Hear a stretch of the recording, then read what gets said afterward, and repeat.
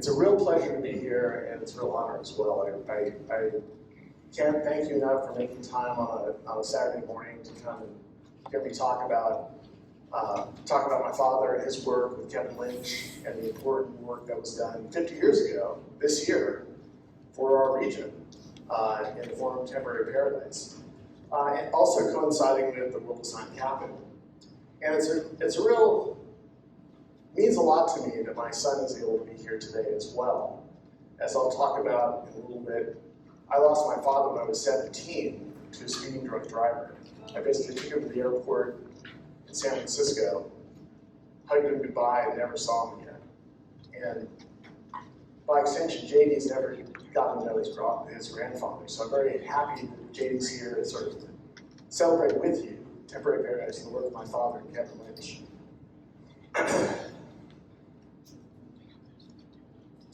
It was September 15, 1974, on a backdrop of out-of-control growth, rampant environmental destruction, and depressing urban decay, when co-authors Donald Appleyard and Kevin Lynch presented Temporary Paradise to the city of San Diego, warning that unless leaders took steps to guide growth and conserve resources, its status as a paradise would be temporary.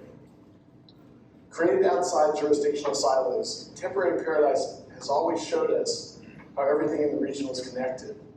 And for 50 years, it served as a timeless, transcendent, and transformative vision for our transnational region. It also showed us what makes our region special. And in this new commemorative reprint that we've just gotten out and worked on, it highlights some of the things that really make San Diego-Tijuana stand out. And that is our mesas, our canyons, and our river valleys. One of the things they said was, respect the land. The canyons automatically provide an open space network for recreation, food production, trails, small inland oases, and room for children and adults to wander, in contrast to the urbanized mesas above.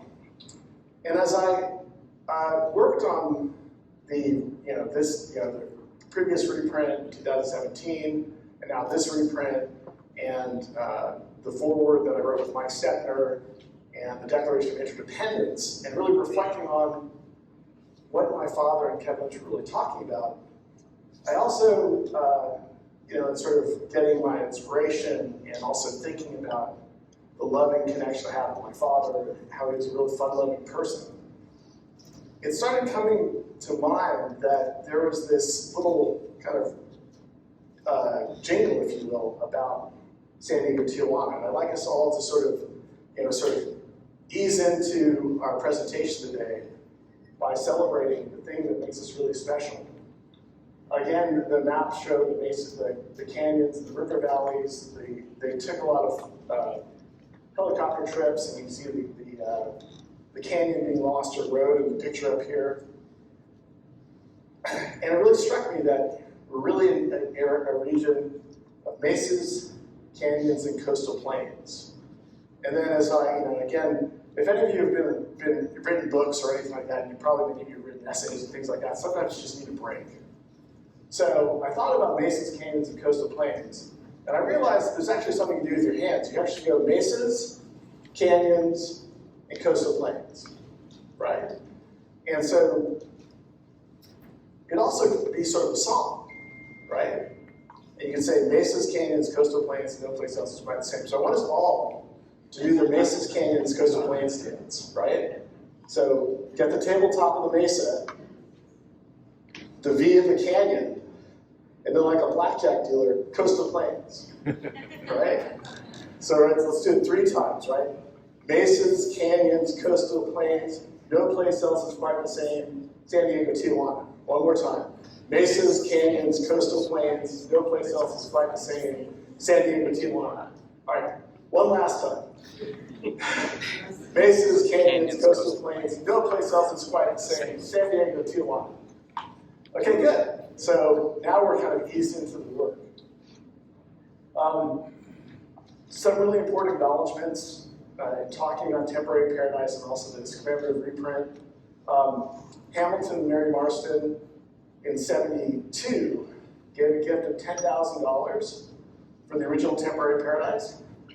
The San Diego Foundation, the New School Foundation have all supported the commemorative reprint, as has SDSU, School of Public Affairs, College for Professional Studies and Fine Arts, and Division of Innovation and Research, and Enigma Creative, a Tijuana graphic design firm, worked on the cover. So we've got copies of the commemorative reprint, and I've created an Appleyard Lynch Sustainable Paradise Scholarship Fund. And I would really be honored and appreciative if you wanted to donate to the fund and get a book. If you're a student, don't worry about it, but I've got extra copies here. But if you would like to donate to the scholarship fund, $20 for the small version, $40 for the large, sort of the original size, I'd really appreciate it. And there's nothing actually, my father, when someone all of a sudden just disappears off the face of the earth, there's a lot of things that never get picked up on. And there's never anything left in my father's memory except for things like temporary paradise and also livable streets. So I appreciate the support for the scholarship fund.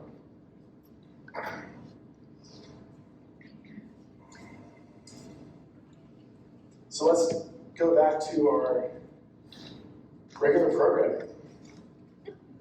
Do dreams have use? Yes, they give us hope and they move us to act. But can one dream about a region as vast as San Diego-Tijuana? Let's firmly believe so.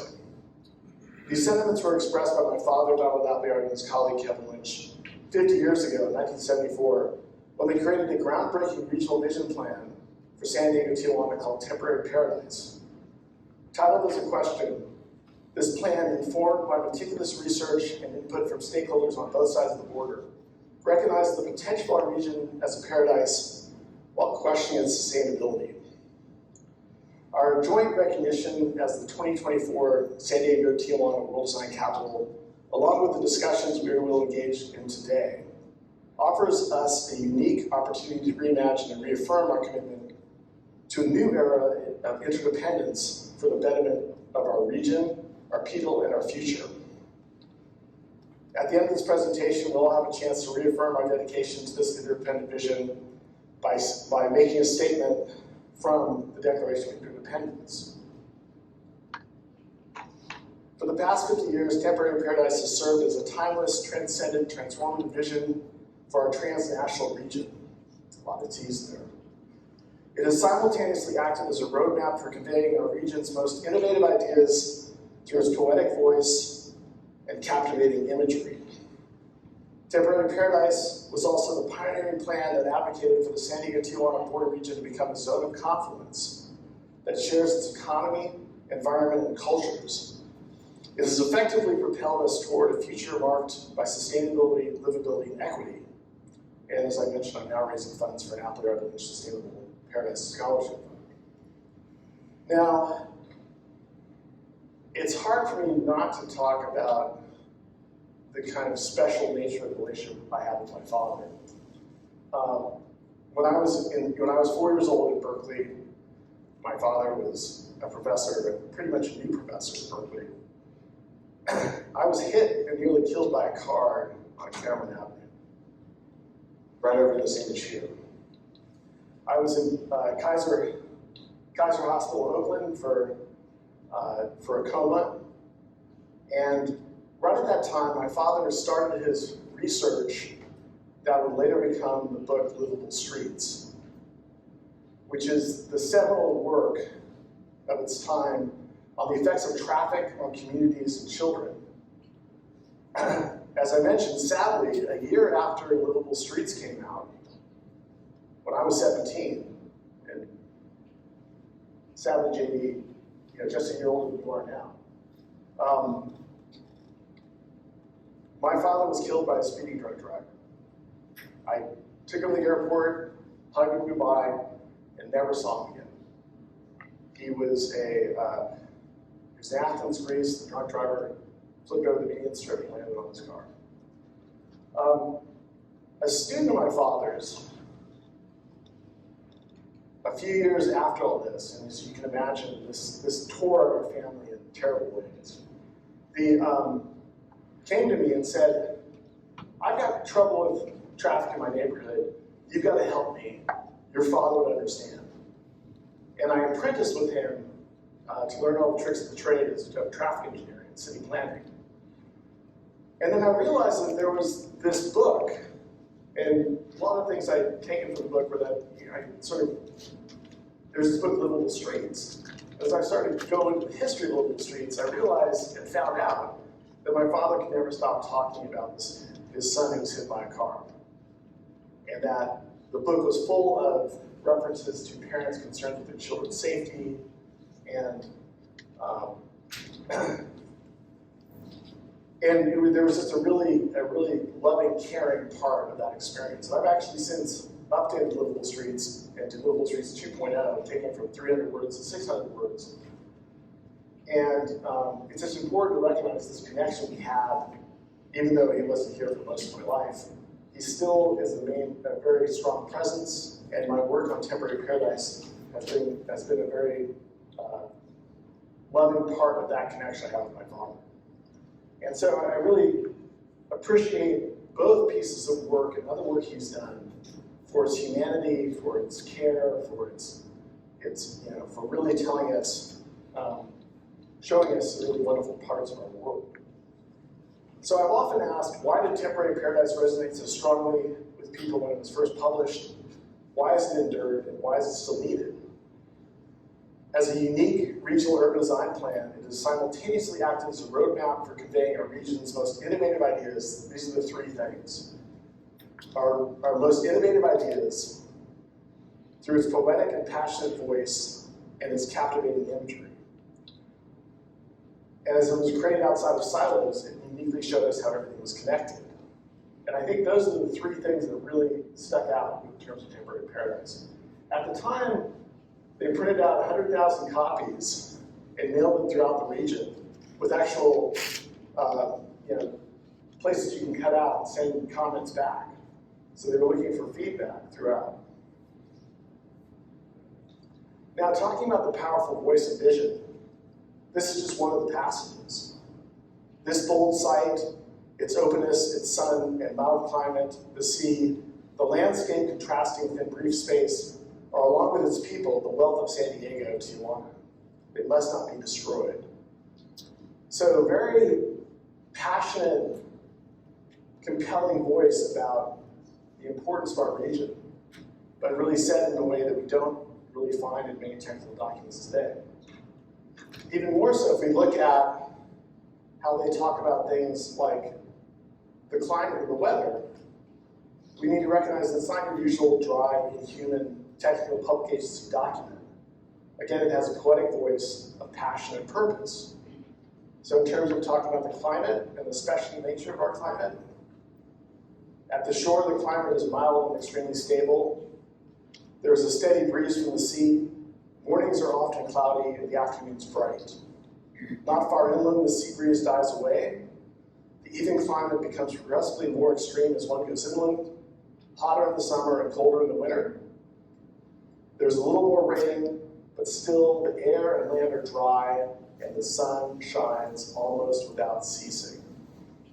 Again, very poetic, humane, passionate description of something usually as technical and dry as the weather, especially here.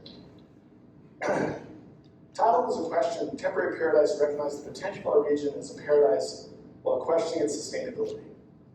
We never want the question mark to go away, or even worse, turn into an exclamation point, thus declaring our paradise as temporary. This gives us hope, but it also moves us to act. It tells us we need to constantly seek ways to make ours a sustainable paradise. But there's also another reason that this is enduring, and it's because of Mike Steppner, who ably assisted my father, Kevin Lynch, and has been this work's lasting champion through all these years. And I'd like to invite Mike to come up and say a few words at this time. So please welcome Mike.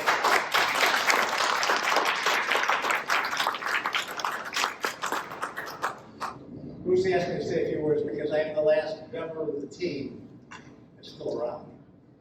And, but what I wanted to talk about is how this came about and why. All the issues that we're talking about today of sprawl, of growth, of disinvestment in older communities, of environmental sustainability are the same as they were in 1974. The issues never go away. It's a continuous process to work on cities.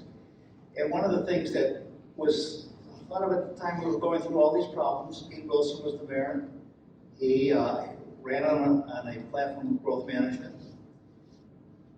Hamilton Marston, the Marston family, a longtime philanthropic family in San Diego, gave $10,000 to have Kevin Lynch and Donald Appleyard come to San Diego and do an exploration, do a survey. What are our issues?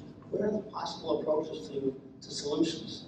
Interestingly enough, the $10,000 was the same thing that the Marston family gave to John Nolan in 1908 to come do the plan then. So inflation didn't play a part in the planning process here.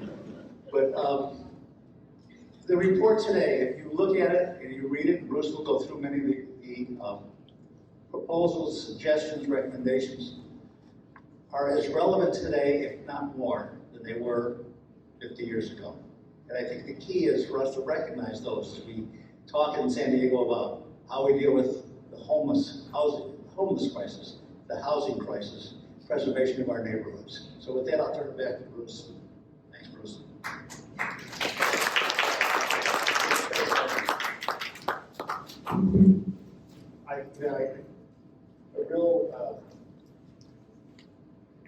A really fortunate thing is, for me, has been Mike Stepner.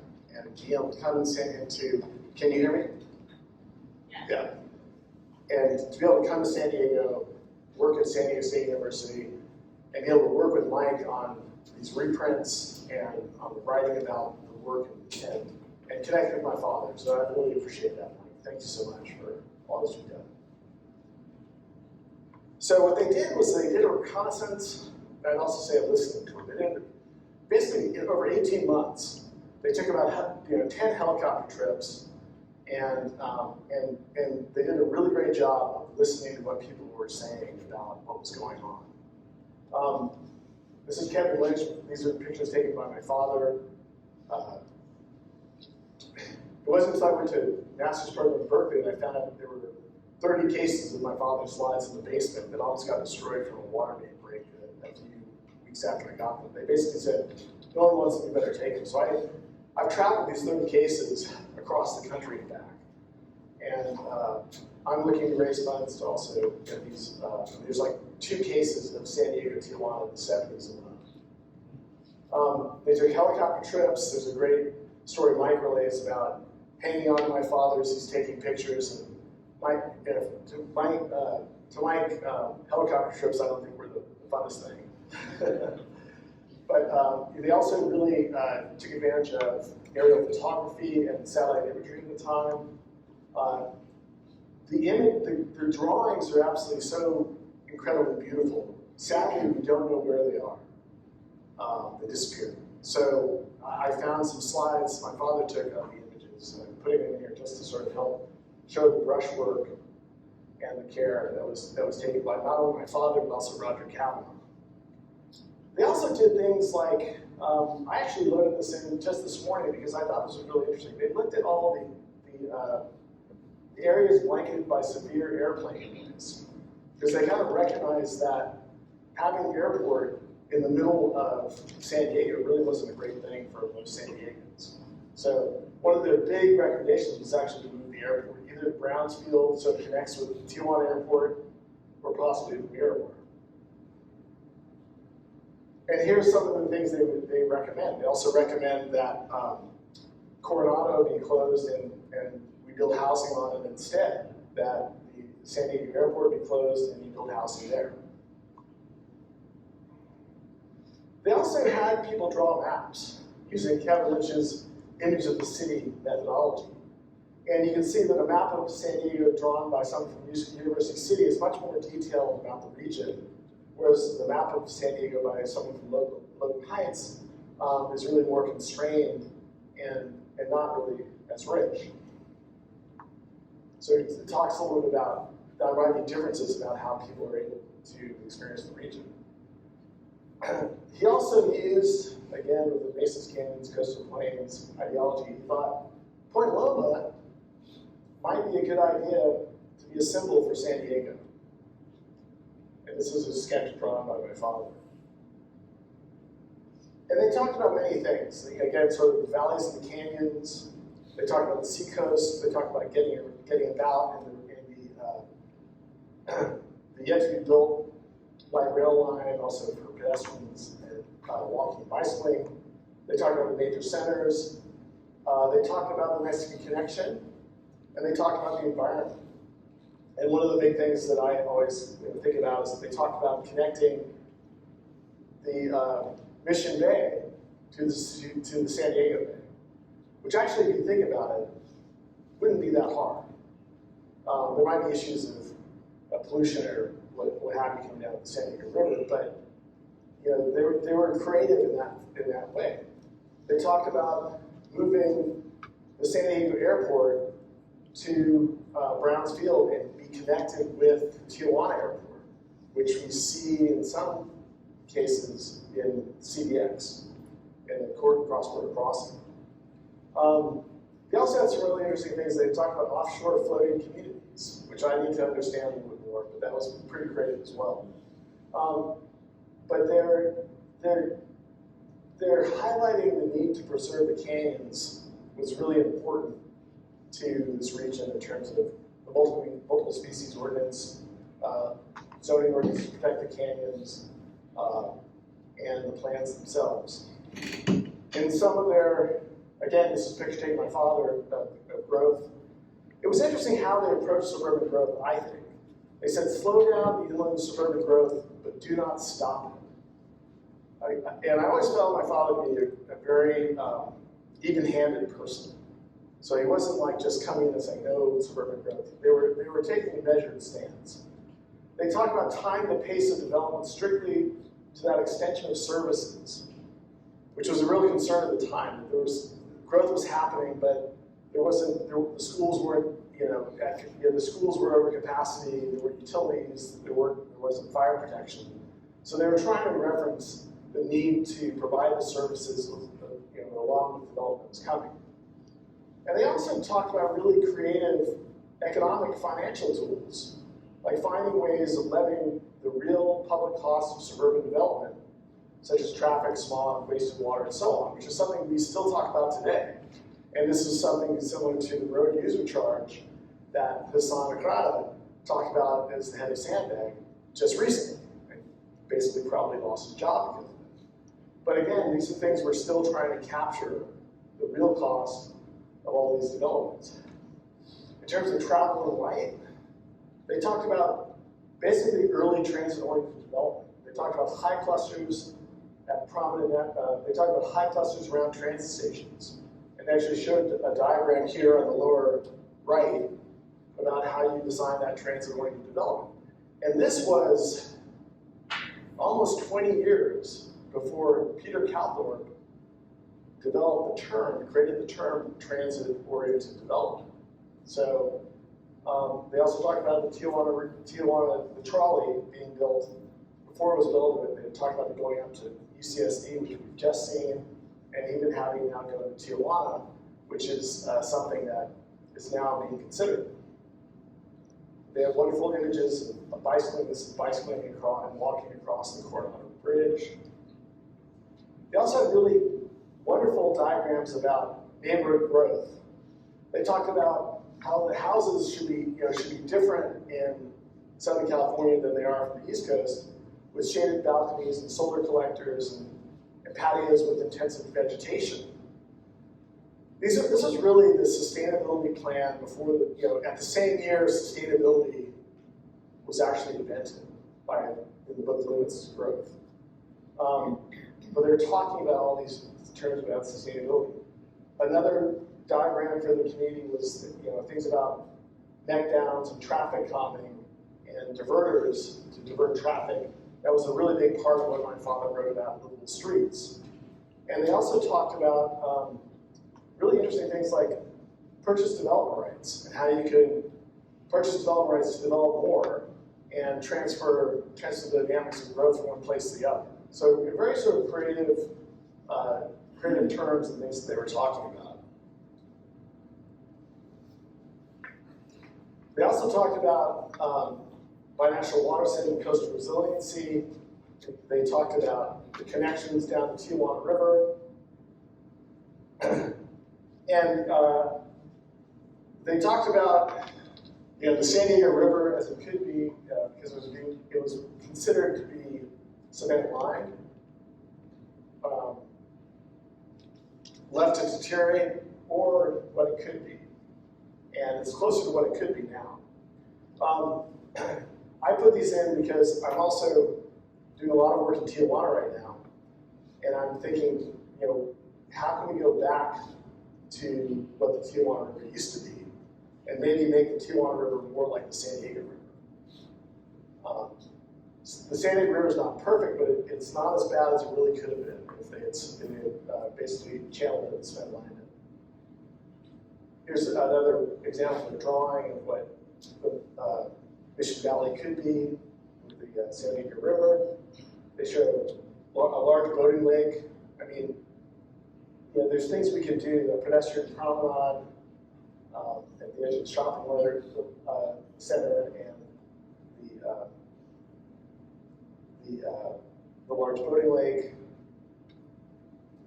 They also even showed, in some images, elevators that would go from the bottom of the coastal plain, right? Coastal plain to the top of the mesa. So they even talked about making those connections. And Lynch had a very special experience with Mission Valley that he wrote about in Managing the Sense of the Region. And he talks about 20 years ago, Mission Valley was countryside passing through the city of San Diego like a broad green river of that urban landscape. Houses looked over the high bluffs on either side. On the valley floor, there were dairy farms strung along the line of trees that marked the little stream. And he bemoaned the fact that the San Diego River itself is no longer visible because of the giant shopping malls, freeways, parking lots, and described how the bluffs are stripped bare. And he talked about there's a new smell in the air, the sounds have changed, and the asphalt reflects the heat. So his experience in San Diego was very meaningful. He started his book basically talking about Mission Valley. And he worried that if planners focus on technical planning issues, they will fail to capture the sensuous qualities of a region that people sense through their eyes, ears, nose, skin, concluding that plans that ignore them make disheartening cities. So again, sort of the very important human and humanity-centered qualities that Kevin Lynch had, and Kevin Lynch was my father's mentor, and then by extension my father had, and then through these experiences, I felt I picked up on as well. Now, some of the other images I've shown, I found, this is Tijuana after a rainstorm. And these hands belong to Mike Steppner. So these were pictures taken by my father, and Mike was driving through Tijuana at the time. And things we talk about even today, so the tire retaining walls that are throughout Tijuana, and both, they're a solution, but we're also trying to deal with the problems of some of the canyons and the erosion that takes place in the Tijuana River Valley. A friend of mine talks a lot about how the dirt roads, where they often put the water mains, become the channels for erosion, and then the water mains break and it just becomes a complete mess. And that, to him, paving the roads is paramount to stopping this sort of cycle of devastation that's occurring in some Tijuana neighborhoods. Just a picture my father took of going through Tijuana, which again for him, he was from England and studied at MIT with Kevin Lynch, and then worked at Berkeley. And I feel like he must have really been he might have had a real curiosity and wonderment about being in San Diego, in Southern California. He probably was picturing himself when he was there, but it was always something that was really new and different to him. I'm working with SDSU, leading SDSU and a team working with UABC and CALEF on a climate watershed and coastal binational resiliency project for the Cali Baja Sustainable Paradise. And we can just sort of, this has been part of our discussion in our workshop we had back on March 16th about temporary paradise reimagined. The last section of temporary paradise has an environmental planning process for San Diego, which basically details specific actions, studies, and processes the region's community service organization, or the precursor to SANDAG, should undertake to realize the report's recommendations. Again, this provides an important link between environmental planning and urban design. And again, thinking outside the silos, it showed how everything was connected. It also points to, I would say, or in general, what temporary paradise points to is the brilliance of an unofficial official document that was untempered by political forces and whims, right? It was, while Marston gave the money through the city to my father, Kevin Lynch, and the city helped, the city never adopted the plan officially at the time. My father and Kevin Lynch basically said, these are our ideas, no one else's, and we stand by them.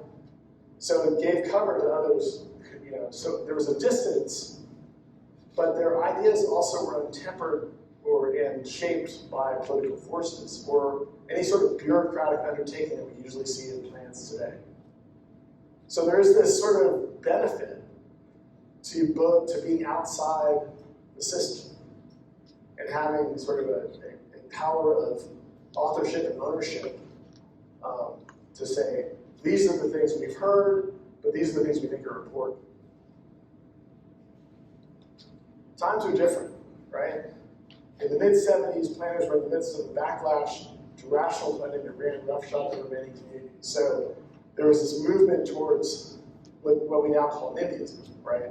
We're supporting NIMBYism because at the time, planners were just building roads where they want and running roughshod over communities, and there needed to be some control over how growth was occurring.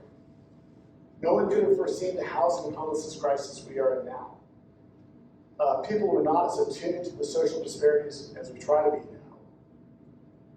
And no one really understood how dire our climate crisis would be, or how important it is that we deal with our watershed and coastal resiliency for the sake of our binational region.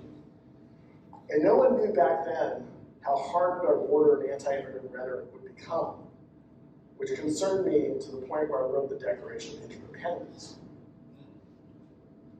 So basically, back in 2016, amid the anti-immigrant border wall building rhetoric of that campaign, I was working on writing about temporary paradise.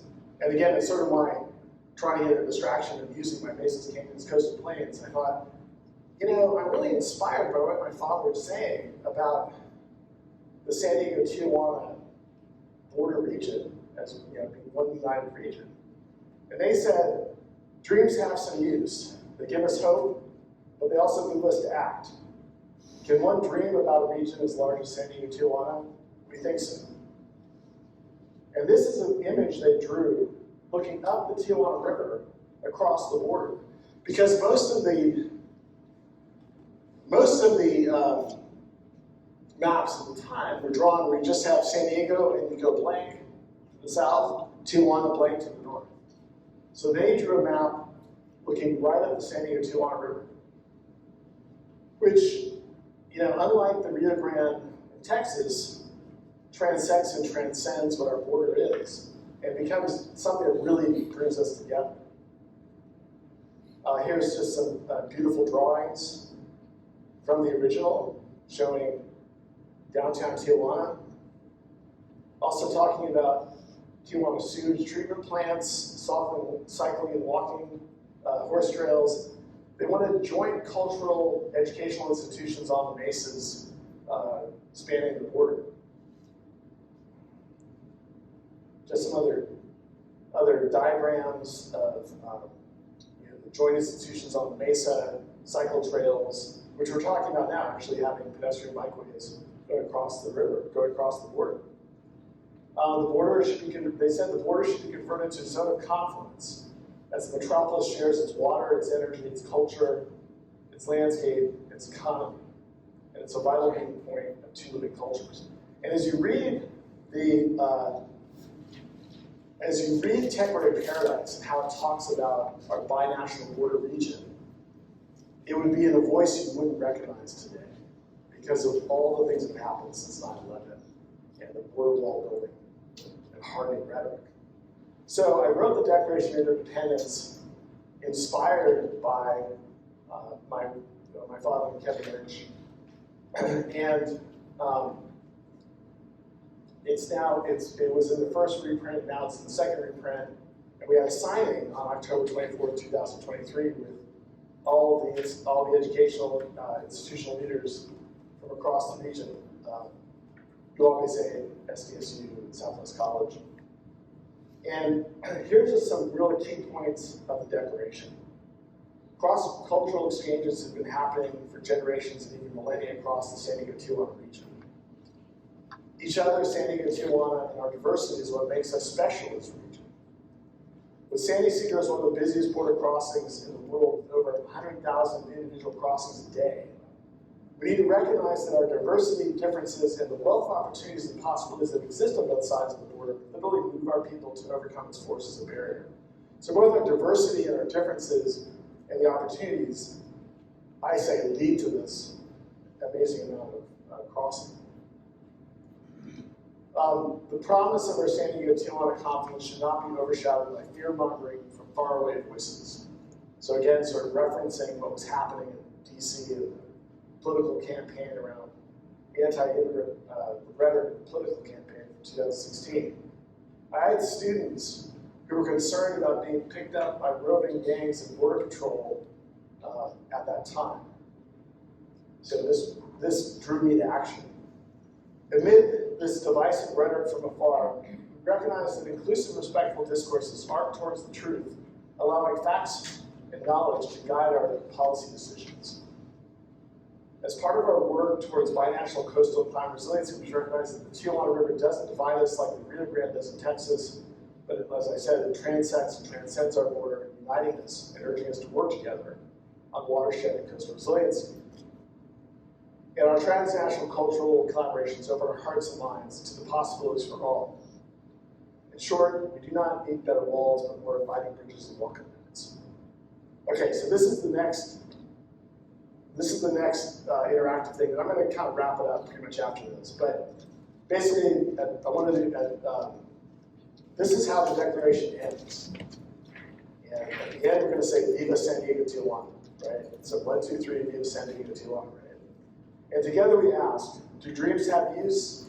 Can one dream of a united San Diego-Tijuana? Let's firmly say yes. The time has come for us to build on this hope, to move, to act, and to act now. Okay, ready? 1, 2, 3. Viva San Diego-Tijuana! And here's a QR code to actually look at an electronic version of the declaration and sign it electronically as well. It's also the QR code's in the book. So kind of wrapping up, I'm going to quickly talk about the World Design Capital. I'm the leader, co-lead of the Planning and Placemaking Action Plan with my colleague, Denora Gonzalez. And we've been, there's 6 other Design Action Network teams. And Mike's on the team. Others here were probably on the team as well and reached out extensively. We're curating 19 projects from across the border and trying to help them get exposure. Beta Park Paseo is one of them that comes right out here. And we're reimagining our region through workshops. We just had a great charrette last week. I should have put some images of that charrette here. And we're also creating this map tool, a map viewer that captures the different projects we're looking at bike and ped crossings of the border, we're looking at redevelopment projects in Tijuana, we're looking at Friendship Park and Beta Park Paseo, as I mentioned. And we also recently, on March 16th, had a Temporary Paradise at 50 and Beyond workshop, where we had 3 main panels talking about watershed and coastal resiliency, which I touched on one dedicated just to binational planning, and what I'm calling climate action resiliency and building housing in existing powerful communities. Here's our binational planning session, great public involvement. This is our building in existing communities session. And just sort of really kind of, again, to sort of wrap it up in terms of the talk about building existing communities. I developed this smart growth calculator that is for Caltrans, which is online, and it shows the areas of high and low vehicle miles traveled, so and greenhouse gas emissions. So the green areas, the blue-green areas are low VMT. The red areas are high VMT and greenhouse gas emissions. So you can see that, and the hatch marks are areas of disadvantaged communities. So you can see that most of the good opportunities for development to get people out of their cars happen to be in like North Park and Hillcrest and Mission Hills and things like that, and more centrally located. And these are also places where we have a lot of bitter fights over development. My concern is that if they're pushed out of these more affluent neighborhoods, they won't go, they might get pushed into less affluent, less powerful neighborhoods like Barrio Logan and Southeast San Diego. I did a quick calculation for the climate action campaign and found that if you put in 10,000 houses in the area, this was proposed a few years ago, these 10,000 units in the county, in the red areas, that would lead to about 100 million extra pounds of carbon per year. And when carbon goes up in the atmosphere, it can stay up there for 20, even 100, even 1,000 years. And we still have carbon belched out of Model Ts that are still up in the atmosphere. I was interviewed by KPBS, and we had a lot of, there's a lot of maybe opposition in around a mid-coast trolley corridor that was basically addressing these issues. So from an equity perspective, a sustainability climate action perspective, it's important to develop in existing communities, both to give people access to the opportunities as well as to fight climate change. And we also have to, laws like SB 743 and SB 10, which will make these things happen a little bit more readily. We need to deal with these issues. And my father and Kevin Lynch really focused on North Park and talked about, well, how do we actually bring development into North Park? And I think they were at a different scale of density, but they still talk about 8 to 10 stories near transit stations. They talked about a negotiated settlement. See, and this was interesting to me because I at first felt that timber and transit might be a little bit more kind of NIMBY focused. But when I read this, I realized that they were, again, sort of very even-handed. They said, there should be a negotiated settlement with local community in return for public investment and services. Again, this issue that we hadn't provided the services for the growth. But they say not total neighborhood control because of regional, which I would say at this time, climate action reasons and social equity. So they recognize that there had to be a negotiated settlement that neighbors in a community might just fight against development, and they shouldn't have total control because we have regional concerns and social equity. Like Andrew Malik said once that when has a community process ever led to more density? But I think Mike's also said that that's not really the case. So we have issues to discuss about that. So I think we should rely on this approach judiciously and look at the way that state level reforms of zoning can be a benefit to this. And there's some ways we can develop along communities. We can develop at a human scale on the street wall, but step back and build out. This is what happens in Vancouver. This is from Howard Blackson showing how buildings, higher density can be built next to single-family homes. If you step back and have a transition zone, we can do objective design standards that are clear to developers, but also and consistent, but also give assurances to the local community. Here's another example from Howard Blackson. And I just started had questions when we were focusing on North Park. How do we most effectively work? Oh, I should also mention that I'm looking at developing a new version of Temporary Paradise called Temporary Paradise Reimagined. So when we did our workshop, I was asking these questions. And I'd also like to hear from you about what should be included in the new version of Temporary Paradise. So how do we most effectively work with communities to integrate new development? How do we make state mandates to loosen up zoning and the land market work for communities? How do we develop and apply objective design standards and form-based codes effectively to make development work with the surrounding community? So these are things I think we need to address. And so I thank you so much for your time and attention. I know this has been a big talk, and the big questions I have is, for Temporary Paradise Reimagined, what do we keep, what do we lose, and what is new? And again, I thank you so much for your time.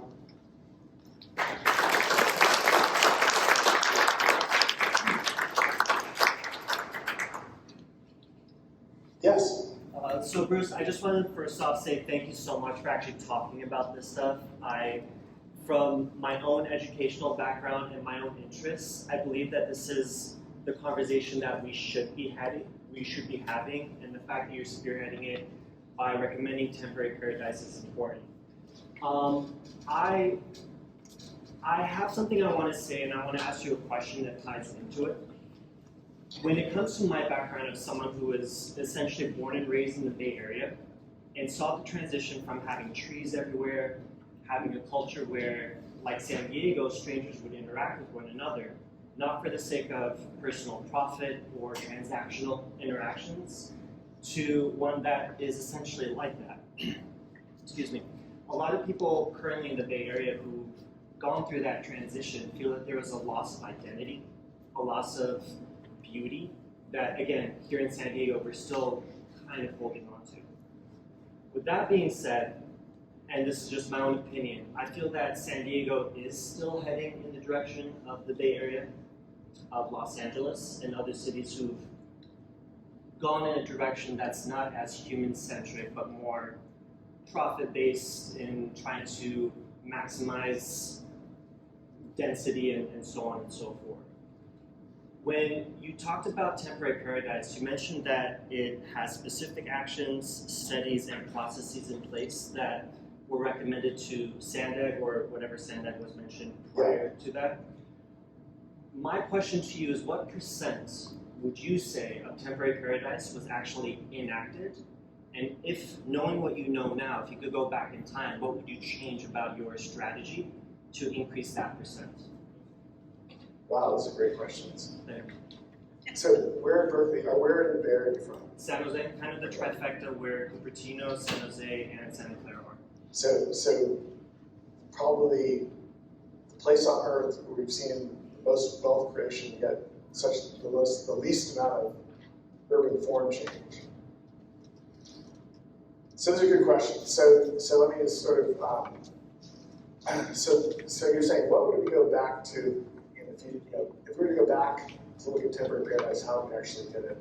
Or before that, what percent, being in 2024 now, this has been published since you said the 70s? Yeah, 74. From 1974 up until now, how much of this great plan that shows not only a logic, but is, as you mentioned, void of political bias, Right. how much of it has been put into our system? Well, it's a good question. I'm really glad Mike's here. There's, like I said, the protection of the valleys and the canyons, I think it was really an important contribution of Temporary Paradise. I think that the multiple species preservation ordinance and the plan that was really facilitated by that. I think, Mike, there's some there's zoning ordinances that the environmentally sensitive areas were preserved. Coastal land. Yeah, the coastline, Mission Valley, yeah. Nothing happens overnight. Right. It takes forever. Yeah, But slowly, and I think the neighborhood stuff that Bruce showed yeah. minutes ago really is relevant to how we talk about these communities today. So it's time to look at this. Yeah, and I think that, I'm sorry. again, I want to point to Mike, who worked for the city and then was always pointing people to Temporary Paradise. And so the, and he, yeah, and it was adopted in various progress reports in different parts of the city. So it wasn't officially adopted by the city as a plan, but parts of it were always adopted. Mike gave the report, Temporary Paradise, to Peter Calthorpe, and then came up with the idea of transferring and development. I think we also need to recognize that, again, they sort of captured the best ideas in the region. And so, there were ideas that were out there that were happening, like light rail system, light rail line, CBX, I think, kind of the ideas of people making a better connection across were sort of captured by them. But sometimes they don't always reference that one plan that actually did this. But again, they did a survey of some of the best ideas. I think the discussion about moving the airport was probably reflected in what the plan was saying. I sort of think we should still think about it, but of course now we're, I don't know, what is it, like $1 billion investment in the airport right now? But I mean, I just think like, how much that would change our downtown area if we didn't have an airport right now. So anyways, yeah, so yeah. I have a question, sort of follow up. As I was looking at the timeline for the development of Temporary Paradise, what was the interplay between that document and CEQA and the Coastal Act? That's a good question.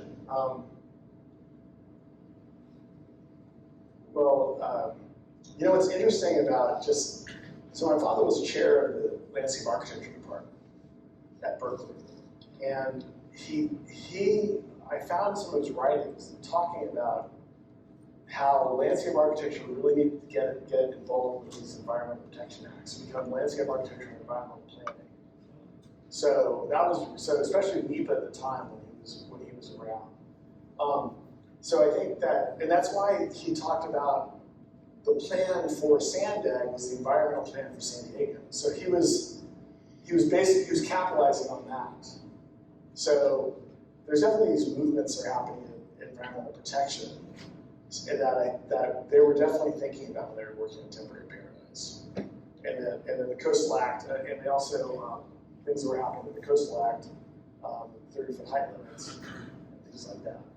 So do you think this was instrumental in getting public support for those, or were those just... And I'm sort of thinking from a political perspective. Did this document help gather support for those, or were those already enacted and this tagged onto it, or was it all happening at the same time? I'm trying to get a sense of influence. The other thing in there that I would add is Prop D and the 30-foot height limit that we have here in San Diego. So those all seem to be happening about the same time. Right. And I was wondering if you had any insight on the interplay. I think these reflected these things that were happening. I mean, there were 100,000 copies made of Temporary Paradise that were sent out. And it's always been, it's endured, because it's always been sort of like, hey, we have this plan, what does this plan say? And it's always kind of come up in discourses and dialogue. So I think that it reflects the thinking that we're going on with these different movements. It was both capturing the ideas, it's hard for me to know the causality, right? It's kind of capturing it, like people were talking about this, and they were capturing the idea, they were talking about it, and then it might have like helped spur it on. I don't want to give them all credit for like making it all happen, but it was definitely this sort of survey, and they just sort of captured the best things we're thinking about. And the real thing that I've been amazed about is that it's just for throughout this 50 years, it's always come up as like an important plan to look at. It's timeless. And I'm sorry, you had a question? Okay. What are the major sticking points for it to be implemented? Well, what are the major sticking points to make it get it implemented in a bigger part? Because from I see as an outsider looking in, about 20% has been done, or in the process of being done. But you got 80% to go. Right. And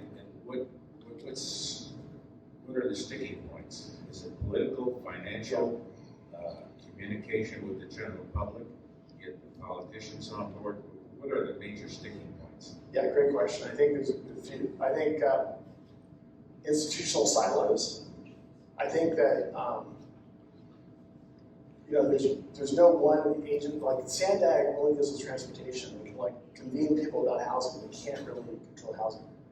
Now the city of San Diego, on the other hand, they control housing and land use, and they're a big city, and they actually have regional proportions. So the city of San Diego, I think, and someone asked, Brian really asked, like, what's the most cost-effective thing? And I'm like, political backbone and leadership. That if the city of San Diego were to wake up tomorrow and say, you know what, we need to figure out, we need to take this map, basically, not to be self-promoting, but take the map that I have about areas of high and low BMT and jobs and housing balance, and figure out where to put jobs to balance out where the housing is. So we need like a tech innovation center in the South Bay to give jobs to the people who live in the South Bay. And we need more housing in the north, because right now we've got a mismatch. So, and if the city, woke up tomorrow and decided that we're going to really embrace this, they could make a big difference. I think also, so there's institutional silos, so it's not a perfect system, but the city could do a lot if they wanted to. And I think also we've hardened, most people have hardened in terms of their empathy about providing people housing. And I think that we have a lot of pushback about providing housing in areas where it makes sense. That's why we're looking at putting 10,000 houses in high GHG emitting areas in the county rather than getting them into accessible transit, accessible and walkable areas in the city. So those are some things that I think are the sticking points. Does that answer your question? Yes. Okay, thank you. Just wanted to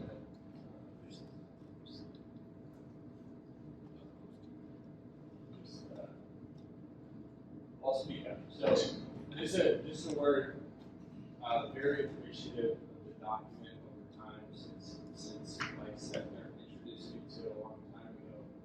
I think in addition to the things that you pointed out in terms of its relevance and its foresight, to me, it always focused on quality of life. Yeah. And that was a drive.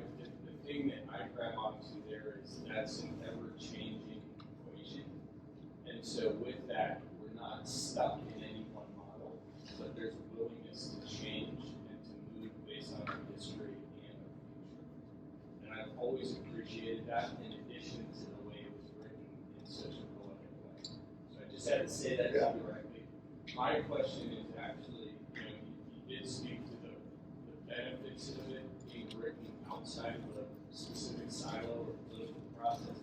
I know there was already a question about implementation, which I think is the crux of where we are today. And so my question is, are there other models that you've seen where a visionary plan in an area that needs to embrace change has been implemented in an effective way as a global model? Have you seen that happen? Are you aware of that happening?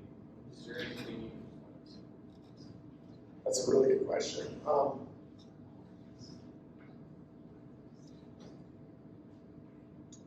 I mean,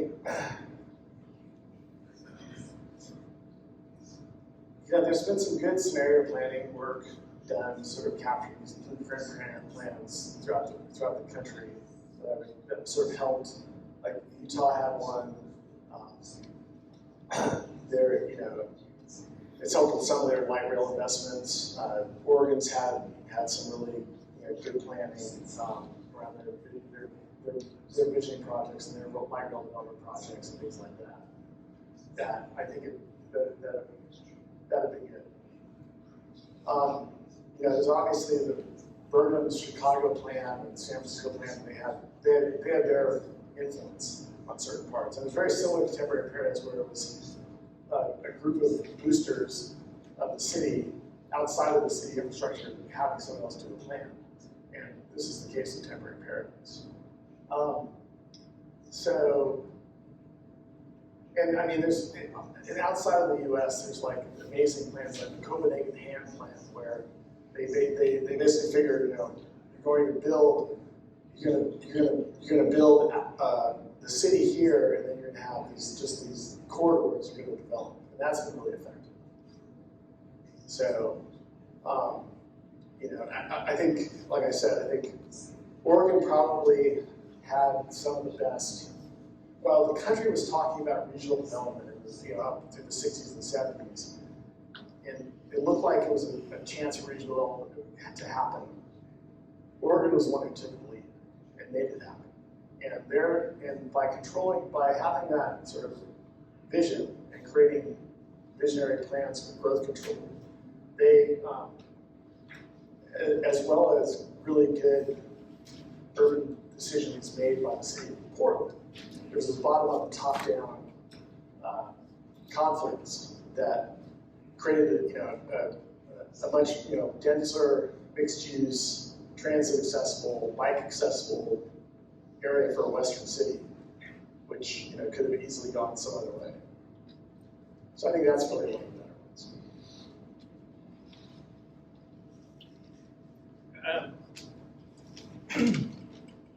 I guess my question goes to, it's a little bit political in the small piece sense. San Diego has given us plans. We know we need, I think, about is it 250,000 homes by the middle of the century? Yeah. We need about 100,000 jobs.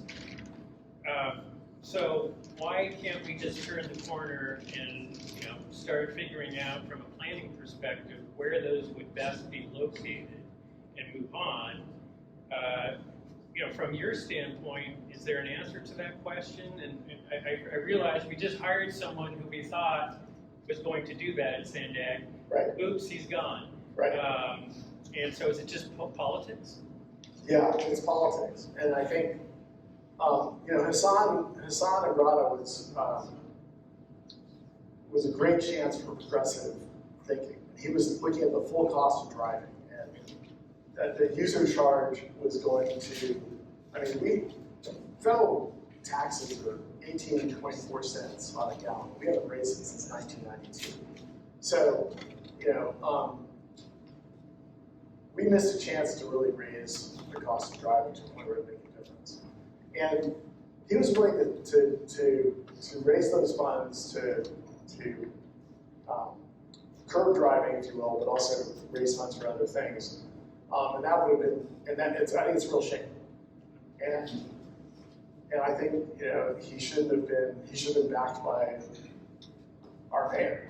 You know? So now I think we're about to find out who the new director is. And hopefully we don't go back to a road builder. You know, because San Diego is an important entity that can help convene and help us talk about housing as well as transportation.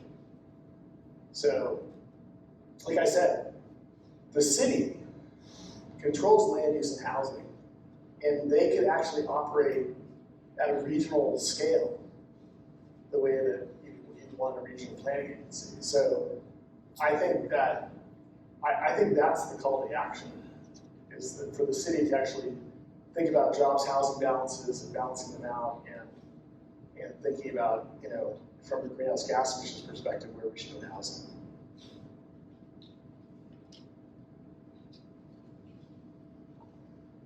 I have a question. Yeah. In regards to the original document,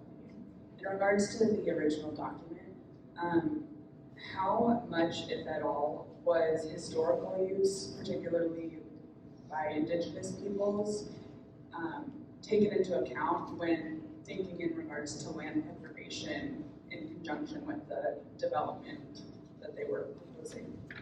So like the Cuban Islands. I'd have to look at it a little closer, but I think that if I were to redo the plan, it would be based on equity, you know, more of an equity perspective.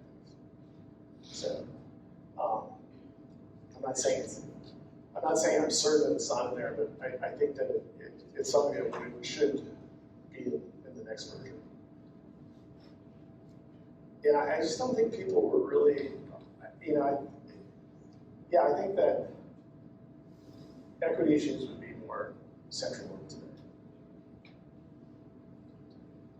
So Bruce, I think we've got plenty to think about. I would say just adding a couple of points to your comments on what San Diego has done to implement temporary paradise. We remember that Pete Wilson instituted growth management in the 1970s following the report.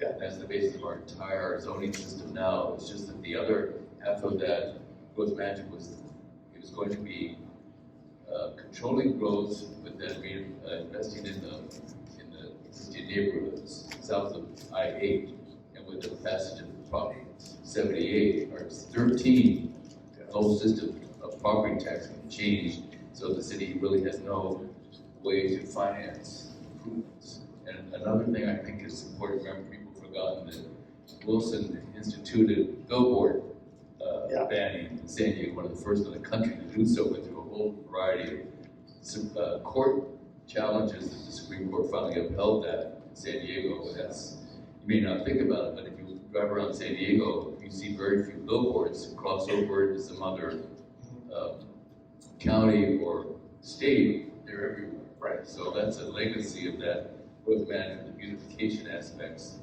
of the temporary paradise. And I guess the other thing that did not happen was that the whole approach to Tijuana border did not take place, mainly because Tijuana is a completely different government system than San Diego, because there's no comparable agencies that work together. Mexico is a very centralized land use planning system and taxation. They don't have local taxes like we do.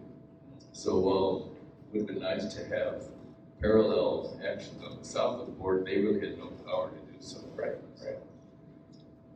My question though is, now that you have thought about this for so many years, how are you going to go about writing a new temporary paradise? Good question. The workshop we led and this presentation is hopefully giving ideas to what we should think about for a new, reimagined temporary paradise. And some of the things I talked about are things that I would reflect on. But if there's anything else anyone else wants to add, what we should keep, what we should lose, or what's new, you're happy to hear it. So. And the other, I think we haven't mentioned that John Nolan planned 1908 and 1926 also were visionary documents outside of the government system, and both of them have remained active and relevant all the way ever since. And just remember that in 2 years we'll have the 100th anniversary of Nolan's second plan. Right. So the two of them together, the temporary paradise and the Nolan plans, form a basis for San Diego's visionary future. Yeah, I think it remains, they both remain relevant, should be continued to be read today. Yeah. So thank you again for speaking to us today. And we'd like to give you the copy of Equality in the City, Urban Interventions for All Citizens. And Mike Stedmer asked me to read this little quote from it, which says, "It's not just about the physical arrangement of things to satisfy today's needs, but it also has to do with fundamental human values and rights, justice, freedom, control, learning, access, dignity, and creativity. It's not the reproduction of environments in the image of the present order, but what should be done and could be done." So thank you again. Thank you so much.